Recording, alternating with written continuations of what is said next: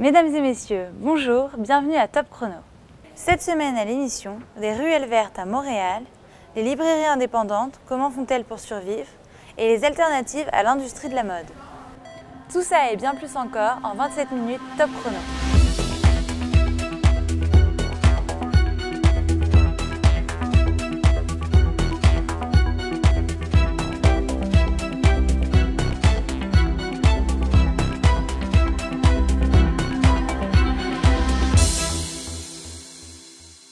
À Montréal, des riverains se donnent comme objectif de planter et reboiser plantes et arbustes. Ils veulent donner une seconde vie à leur quartier. Des ruelles vertes à Montréal, un sujet réalisé par Dominique Caron. Lorsqu'on parle des ruelles à Montréal, on a tendance à les associer à un lieu abandonné, sale et gris. Pourtant, depuis 1995, plus de 230 ruelles vertes ont été créées dans la ville de Montréal. Particulièrement dans le quartier Rosemont-Petite-Patrie, les résidents ont décidé de prendre la situation en main. J'ai tout simplement mis des affiches sur plusieurs poteaux, sur les deux rues. Envie d'une ruelle verte, écrivez-moi à cette adresse. Puis dans les deux cas, il y a 3-4 personnes qui m'ont répondu. J'aurais dit ok, on se rencontre à tel moment. Puis là, ça part de là. Puis après, voilà, tu fais des soirées cinéma, tu fais des fêtes de quartier. Le service que nous, l'écoquartier, on offre aux citoyens, c'est l'excavation des plates-bandes en bordure de la ruelle, tout en laissant un passage pour les véhicules, pour les automobiles, etc. Bien que le mouvement soit écologique, son premier impact n'est pas sur l'environnement, mais sur le climat social. Je pense qu'un des principaux bénéfices de la ruelle verte, c'est pas nécessairement même le verdissement, c'est le fait que les voisins se rencontrent. Le positif, déjà, c'est quand on croise les voisins, déjà on se connaît, on se salue, comment tu vas, tout ça, donc bon. Alors on pourrait estimer que c'est négatif parce que oui, c'est plus long de marcher dans la rue parce que des fois tu croises 1, 2, 3 voisins. Quand on les convoque à une rencontre d'information, une consultation autour de l'aménagement de la ruelle verte, c'est aussi la chance pour eux de parler de tous les autres enjeux qui leur affectent et essayer de trouver des solutions. Avec l'émergence de grands groupes tels que Renaud-Bray ou Archambault, les librairies indépendantes doivent s'imposer. Malheureusement, de plus en plus de petites librairies ferment, incapables de faire face à la concurrence de ces géants. Leur situation précaire ne leur permet pas de dégager assez de bénéfices pour engager plus de personnel. Un reportage réalisé par Maxime Albor et Tiffaine Delay. Nous avons rencontré Martin Turcotte, l'un des propriétaires du Port de Tête, une librairie indépendante emblématique de l'avenue du Mont-Royal, et nous livre sa vision du marché du livre. Librairie, d'abord parce qu'on verrait qu'on avait, sans le savoir, le même projet d'ouvrir une librairie. Puis un jour, on s'est ouvert l'un à l'autre. Et puis on s'est dit qu'on avait ce projet-là. Et en discussion, on s'est rendu compte qu'on pouvait le faire ensemble. Pendant 1 an et demi, à peu près, on s'est mis d'accord sur ce qu'on voulait comme librairie. Et l'un des points principaux, c'est qu'on voulait un mélange de neuf et d'usagers. Parce que ça n'existe pas vraiment à Montréal, ce type de librairie-là. La plupart se spécialisent soit dans le neuf, soit dans l'usager. Nous, on voulait un mélange des deux pour offrir un vaste choix, finalement, aux gens. On voulait aussi que ce soit un lieu de passage, un lieu de rencontre. Et rapidement, on a organisé des événements. Et rapidement, on a été adopté, je dirais, par le milieu de l'édition, par les auteurs. Ce qui fait qu'on fait beaucoup d'événements et on le fait avec joie. Au sommet de la chaîne du livre, ce sont les éditeurs qui génèrent la diversité littéraire. Encore une fois, ce sont les éditeurs indépendants qui prennent des risques en proposant une variété des genres. Nous sommes allés à la rencontre de 2 éditeurs indépendants, les éditions Éco-Société, spécialisées dans les essais en sciences humaines, et les éditions du Nord-Ouest, spécialisées en poésie. Ces 2 maisons d'édition proposent des genres plus pointus et nécessairement plus difficiles à vendre. Mais grâce aux librairies indépendantes, une visibilité plus grande leur est offerte.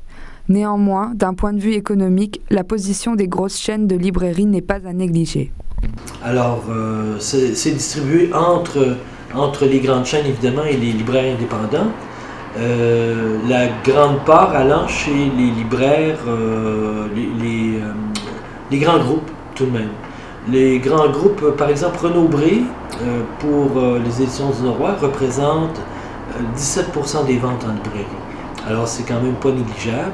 Cependant, en poésie, il faut peut-être ajouter une chose, c'est qu'on doit, et on l'a fait durant de nombreuses années, moins depuis quelques années, mais on doit, en quelque sorte, organiser des lectures, des rencontres en librairie, avec des auteurs, des lectures, pour rejoindre un public lecteur qui est plutôt froid à la réception de la poésie en général. Les libraires indépendants sont garants de la survie de la diversité de l'édition. En fait, la diversité des points de vente et la diversité des propriétés des points de vente sont garants d'une forte diversité éditoriale. On a avec les libraires des voisinages de défis de préserver notre indépendance et notre capacité à offrir de la diversité. Les libraires, ils vont continuer à être forts s'ils offrent cette diversité-là. Sans cette diversité-là chez eux et cette capacité à réagir, ils sont fragilisés. Mais ils doivent se battre contre très gros. Amazon offre un accès rapide à la diversité aussi. Renaud Bré Archambault offre aussi une diversité.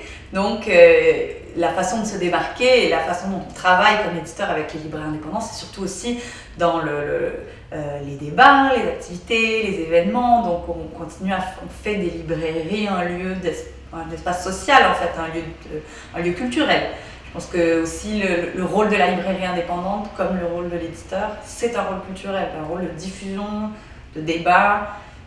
Ça doit être une institution sociale, en fait. L'année passée, le géant Renaud Bré a décidé de changer la réglementation sur le droit et le retour aux éditeurs.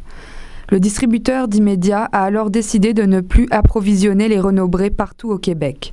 Ce conflit, qui a duré près d'1 an, a fait beaucoup de mal aux éditeurs indépendants. Mais en revanche, les librairies indépendantes ont su tirer profit de la situation. Ils ont pris conscience en fait de l'importance d'un commerce de proximité et d'un libraire indépendant à ce moment-là, parce que par réflexe, probablement, il allait vers le plus gros, vers celui qui avait en apparence le plus de choix aussi. Puis en venant ici, puis ils sont aperçus que finalement non, la petite librairie du coin offre plus de choix, plus une variété plus grande que la grande surface. Nous avons essayé d'entrer en contact avec un libraire de chez Renaud Bré, mais après plusieurs tentatives, personne n'a accepté de nous rencontrer. Plusieurs échanges de courriels prouvent leurs craintes quant aux retombées de leurs supérieurs hiérarchiques. Je dois dire que l'idée d'une entrevue filmée, même en voix off, me rebute énormément. Je dois vous préciser que j'ai eu par le passé des problèmes avec mon employeur actuel suite à une courte entrevue accordée à un journaliste sur mes choix de lecture. Voilà pourquoi je tiens tant à l'anonymat. Et 1 semaine plus tard, de répondre à nouveau que, après quelques recherches auprès de mes collègues de différentes succursales, je dois malheureusement vous dire qu'aucun d'eux n'est désireux de donner l'entrevue à propos de notre travail chez Renaud Bré. L'Association des libraires du Québec, dirigée par Catherine Fafard, a pour mission de défendre les intérêts des libraires. Madame Fafard a constaté un réel changement dans le comportement du lecteur-acheteur depuis le conflit entre Renaud Bré et d'Immédiat. Dans le cas du conflit entre d'Immédiat et Renaud Bré l'année passée, il y a beaucoup de gens du public qui ont été sensibilisés à cette cause-là, qui s'est retrouvée devant les tribunaux à cause que ça a été dans les médias aussi, et qui ont franchi les portes des indépendants qui peut-être n'osaient pas franchir avant. La librairie indépendante est loin d'être en voie de disparition. Éditeurs, distributeurs, libraires et lecteurs travaillent main dans la main pour faire de la diversité littéraire une priorité. Le monde du livre, aussi complexe soit-il, a besoin d'acteurs qui défendent l'indépendance de leur métier afin d'éviter l'uniformisation de la culture. Chaque librairie doit garder son identité pour satisfaire les lecteurs, mais aussi pour les surprendre. Aujourd'hui, se garer sur le parking du Centre universitaire de santé de McGill devient un luxe. Comptez 23 à 25 $ par jour, contre 8 $ en moyenne ailleurs. Nicolas Femme est sur place. Le prix du stationnement au Centre universitaire de santé McGill est de loin supérieur à la moyenne québécoise, qui se situe plutôt autour de 8 $ par jour. Il est important de noter que c'est dès la 91e minute que l'on atteint le tarif maximal de 25 $ dans les stationnements réguliers et de 50 $ pour le stationnement express. Je vous propose d'écouter à ce sujet Pierre Hurtaud, membre du comité des usagers du CUSM, qui juge que ces prix sont tout simplement excessifs.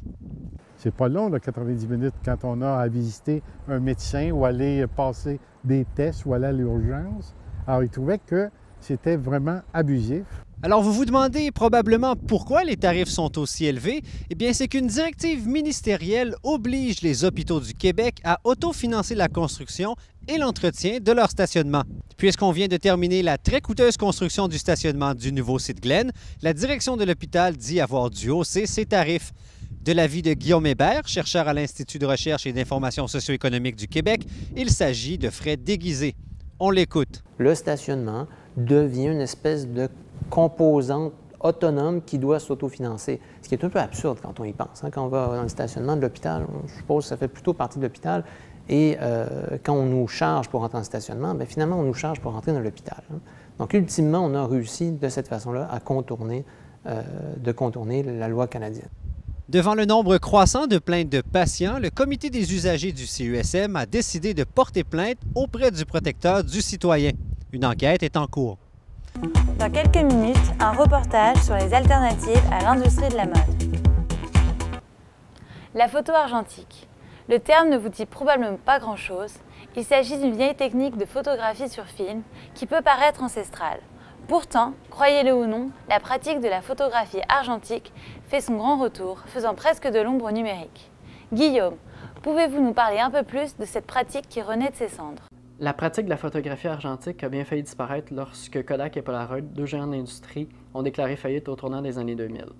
Cependant, Ilford, un des derniers producteurs de pellicules, a affirmé que 30% de sa clientèle était composée de jeunes de moins de 35 ans. C'est au final ces jeunes intéressés à la tradition qui auront permis de sauver l'industrie.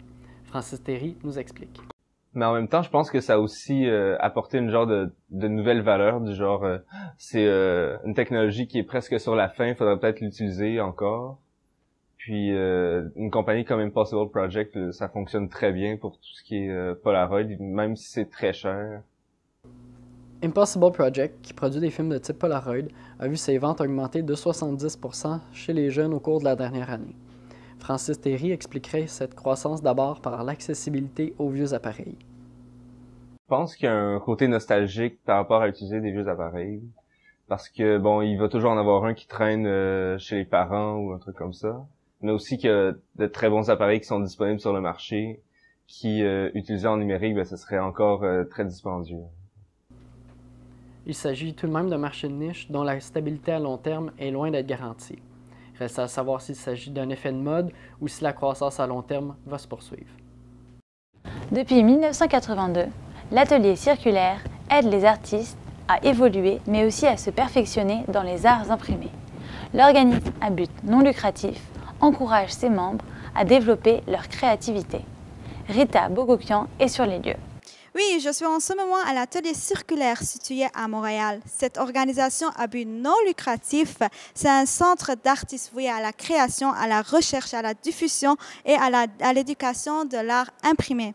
Il permet aux artistes d'avoir un atelier, un endroit pour exercer leur métier à prix abordable. On écoute à ce sujet Alexandre Fortin, un artiste. L'atelier circulaire est d'une certaine manière une guilde. Où est-ce que des techniques se passent de maître à élève, de senior à junior. Les frais d'adhésion sont très abordables. Le fait qu'on peut avoir un espace aussi bien installé, avec autant d'outils, autant de presse, autant d'espace pour travailler, à peu de frais, c'est assez étonnant. L'atelier circulaire offre des programmes et des services aux artistes professionnels et au grand public. Il fournit un lieu de travail et de l'équipement spécialisé pour la gravure en creux, la lithographie, le relief, la sérigraphie et l'impression numérique. L'atelier offre des cours spécialisés en art imprimé et c'est ouvert 24 heures sur 24 pour ses membres. Cela permet aux artistes de venir travailler quand ils se sentent le besoin. Aussi, le vendredi, pour 30 $, un artiste non-membre peut venir profiter du matériel sans engagement. Le port du niqab a fait polémique. L'exposition itinérante québécoise musulmane et après, au YMCA du centre-ville de Montréal, revient sur le vivre ensemble en communauté.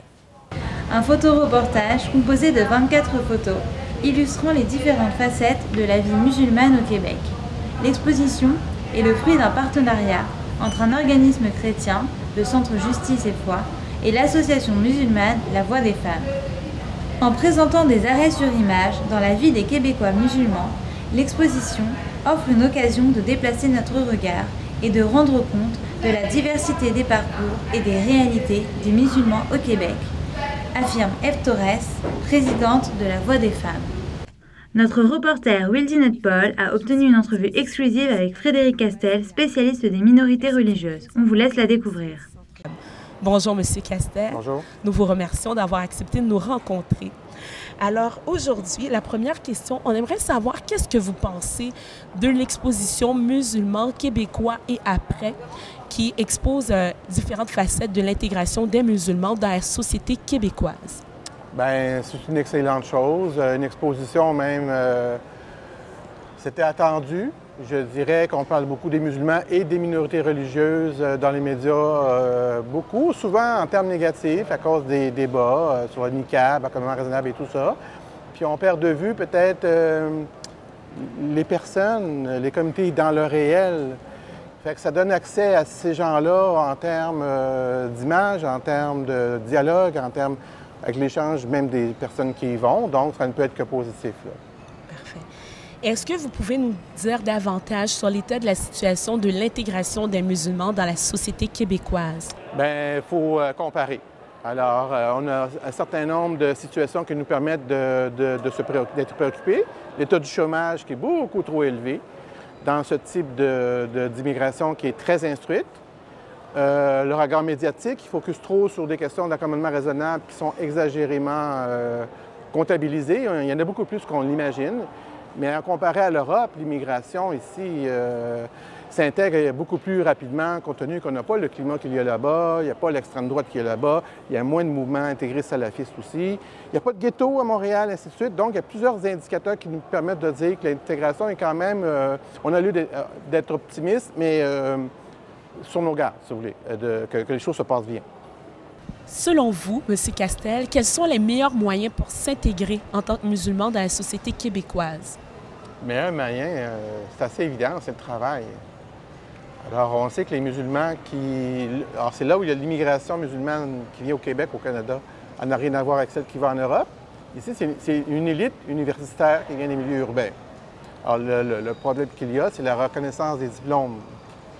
Et donc, il faut pousser plus loin les actions pour faire reconnaître ces diplômes-là pour que les gens aient accès à l'emploi, premièrement, et deuxièmement, des emplois qui respectent leurs compétences ou leur champ disciplinaire. Alors, évidemment que la première objet de préoccupation, c'est l'intégration par le travail.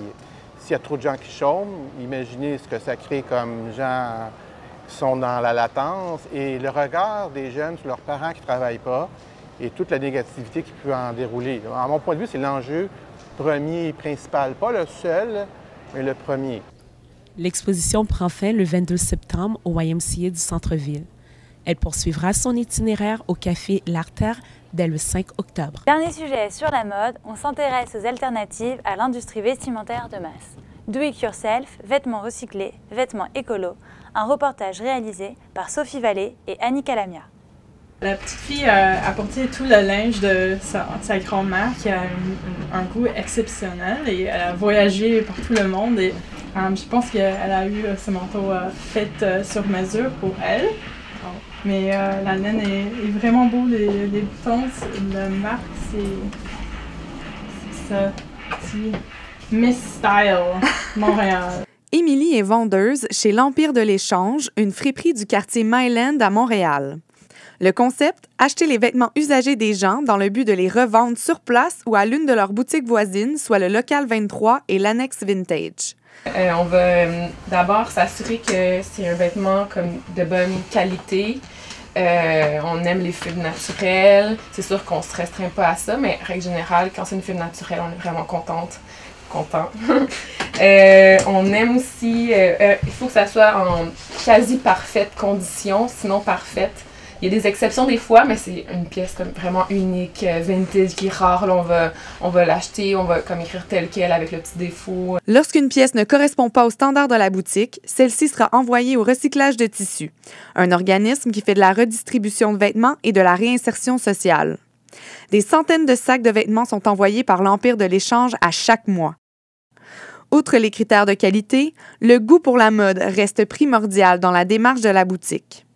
Je peux commencer le lendemain à suggérer les vêtements. Comme il y a une fille aujourd'hui qui cherche toujours les cols roulés en laine et j'en ai trouvé un pour apprécier. La boutique évalue jusqu'à des centaines d'articles et met au moins 25 nouveaux morceaux sur le plancher à chaque jour, ce qui en fait un repère pour les mordus de vêtements uniques. Ben, c'est sûr qu'après, chaque acheteuse a un peu comme c'est fétiche ou c'est dada. Je pense que j'aime les trucs un petit peu des fois un peu bonbons. Donc ouais, c'est comme dès qu'il y a des fleurs, il y a des couleurs pastel ou les trucs un peu clueless, j'aime bien. Ça serait peut-être un peu plus. Émilie a dit oui. Un peu plus à l'est, dans le quartier Rosemont, la boutique Fripp Fabrique achète également des pièces usagées vintage qui côtoient des vêtements de designers locaux. Michel, la propriétaire de la boutique, s'assure de la provenance des vêtements et porte une attention particulière à l'éthique dans leur fabrication. Plus simplement, c'est d'offrir une bonne solution à la mode acheter-jeter. Pour nous autres, ça veut dire que la compagnie prend soin de les gens qui travaillent pour eux, qui sont bien payés pour leur travail. En plus de la vente de vêtements, la boutique sert d'atelier DIY, ce qui veut dire « fais-le toi-même » et propose des ateliers de couture de niveau débutant. C'est une façon d'être créatif et aussi c'est comme un travail ou un art comme un peu perdu et les gens ont envie d'avoir cette capacité, mais c'est perdu un peu. C'est comme ils ne savent pas comment de faire un bouton ou comme d'enfiler une machine ou quoi. Donc, la mission des deux boutiques s'inscrit dans une démarche globale en réaction aux abus de l'industrie de la mode. Selon Philippe Denis, professeur à l'École supérieure de mode de Montréal, l'attrait de la fast fashion reste trop important. On va tomber dans un côté beaucoup plus économique, l'offre et la demande. Si la fast fashion existe, c'est parce qu'il y a des consommateurs. La boutique L'Empire de l'échange refuse d'acheter une série de marques considérées comme de basse qualité. Parmi celles-ci, on retrouve H&M, Joe Fresh, Old Navy, Zara, Forever 21 et plusieurs autres. Je pense qu'il faut comme s'arrêter puis penser d'où viennent les choses. Puis si tu vas dans un H&M ou dans un Forever 21 ou c'est sûr que comme c'est ça. C'est juste comme on peut tout y aller une fois de temps en temps. Là. Je veux pas dire que mais je pense que c'est quand même un choix de vie qu'on peut décider de faire, que la plupart du temps, peut-être plus que 80% du temps, on décide de faire tout ce qu'on peut pour éviter ces places-là. On a tout un pouvoir entre les mains de décider d'acheter du neuf ou de l'usager. Puis je pense qu'il faut toujours se demander, quand on achète quelque chose de neuf, est-ce qu'il y aurait moyen... Est-ce que, premièrement, j'ai ça chez nous quelque part, quelque chose d'équivalent qu'il pourrait faire, ou est-ce que je pourrais l'acheter sur Kijiji, sur Craigslist, ou est-ce que je pourrais aller dans une boutique de vêtements usagés, me le trouver avant d'aller acheter du neuf? On sent qu'il y a cette volonté de dire on en veut beaucoup, mais on veut de la qualité, puis on veut en même temps que ça soit fait de façon respectueuse de l'environnement, de l'employé. Un mouvement citoyen est né sur les réseaux sociaux afin de réclamer plus de transparence de la part des grandes marques de la mode. Cette démarche vise à créer un lien entre les personnes qui travaillent dans les usines de fabrication d'un vêtement à l'étranger et le consommateur à l'aide du mot-clic FashRev. Et je pense qu'on a comme overdose un peu sur la mode fast fashion. Il y a un changement, mais on n'est pas encore là parce que c'est difficile, parce que on a un budget petit. Puis c'est comme on a gros dépenses, comme on achète une maison, une voiture, peut-être on est en train de payer pour l'école, je sais pas. Puis c'est difficile à regarder un T-shirt peut-être équitable et un T-shirt H&M neuf, les deux sont neufs, puis un est à 4 piastres.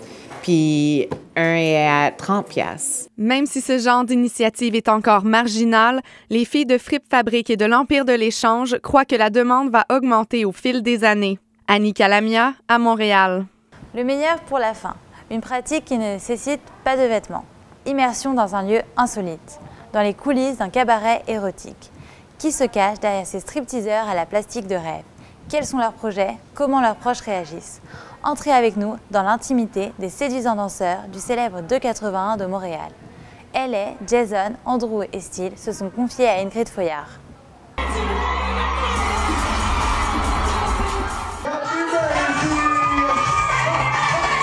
De Magic Mike à la réalité, il n'y a qu'un pas. Le célèbre cabaret érotique de 81 nous a invités à découvrir cet univers. Quelques danseurs se sont confiés à nous. Que ressentez-vous lorsque vous êtes sur scène? C'est une bonne question, sérieusement.